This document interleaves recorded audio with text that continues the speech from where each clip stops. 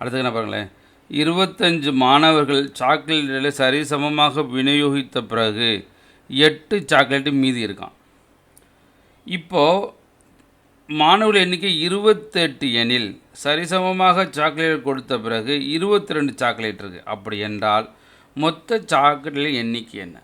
இதை நார்மலாக எக்ஸ் பேஸ்லேயும் செய்வாங்க. நீங்கள் அப்படி செய்யவே வேண்டாம். இருக்குது நம்ம ஆன்சர் வந்து பாருங்க.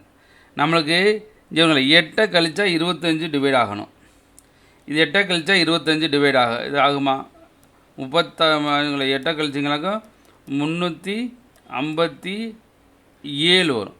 இது 25 5ஆல் டிவைட் ஆகுமா? டிவைட் ஆகாது, அதனால் கிடையாது. இது 7 வரும், 5ஆல் டிவைட் ஆகாது. இது 5 டிவைட் 1 வரும், அது 5ஆல் டிவைட் ஆகுது. இப்போ 1 தான் இருக்குது, 358 அவ்வளோதான். இதில் போட்டு மல்டிபிள் பண்ணி டிவைட் பண்ணி ரிமைண்டரை கண்டுபிடிச்சி அதெல்லாம் எதுவுமே நீங்கள் செய்ய வேண்டிய அவசியம் கிடையாது. இந்த மாதிரி நீங்கள் ஆன்சர்லேருந்து போயிட்டீங்கன்னாக்க வெகு சீக்கிரமாக நமக்கு புரிகிற காலத்து இன்னமும் ஸ்லோவாக சொல்லிக்கிட்டு இருக்கேன். அதிகபட்சம் இந்த கணக்கு பொறுத்தளவு 5 செகண்டு கணக்கை படித்து முடித்தோடனே இம்மீடியட்டாக ஆன்சர் உங்களால் சொல்ல முடியும். அந்த மாதிரி சம் இது. அருமையான சம், நல்லா யோசிங்க. Very very important sum. ஏன்னா பார்க்குறதுக்கு கொஷின் பெருசாக இருக்குது, ஆனால் சொல்யூஷன் வெரி சிம்பிள். அடுத்த கொஷின் பாருங்களேன். ஒரு வகுப்பில் 50 மாணவர்களில் ஆண் மற்றும் பெண்களின் விகிதம் 2:3. ஆண்களின் சராசரி மதிப்பெண் 60, பெண்களுடைய சராசரி மதிப்பெண் 70.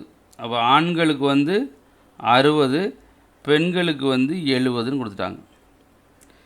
இவங்க என்ன கேட்குறாங்க? முழு வகுப்பின் சராசரி. அப்போ இந்த வேணும். இதுக்கு ரேஷியோ கொடுத்துட்டான். என்ன கொடுத்துட்டான்? 2:3ன்னு கொடுத்துட்டான். இது நார்மலாக எக்ஸ் வச்சு செய்வோம். நோ, செய்யவே கூடாது. இருக்கா எக்ஸ் வைக்கிற மாதிரி உங்களுக்கு தோணுச்சுன்னா இருக்க ஆன்சர். இப்போ 66 போடுங்க.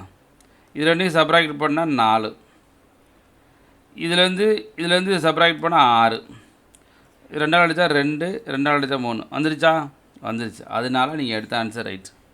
எவ்வளோ நேரம் போட்டுட்டேன் புரிஞ்சிச்சுன்னா இன்னமும் வேகமாக போட முடியும். அதனால் இந்த மாதிரி சம்ஸை நீங்கள் ஆன்சர்லேருந்தே போடணும் அப்படின்னு உங்களுக்கு தெரியணும். சார் ஆன்சர்ந்து போகிறதுக்கு மனப்பாடம் பண்ணணுமா சார்? நிறைய பேர் ஃபார்முலா மனப்பாடம் பண்ண சொல்லுவாங்களே. ஒவ்வொரு இன்சுலின் இந்த ஃபார்முலா படிப்பான், அந்த ஃபார்முலா படிப்பான், ஷார்ட்கட்டுக்கு ஃபார்முலா படிப்பா, இது எப்படி போடுப்பா, n+1/2 போடுப்பா, n-1/2 போடுப்பா, நிறைய என்னென்னமோ சொல்லுவாங்க. அந்த மாதிரிலாம் படிக்கக்கூடாது.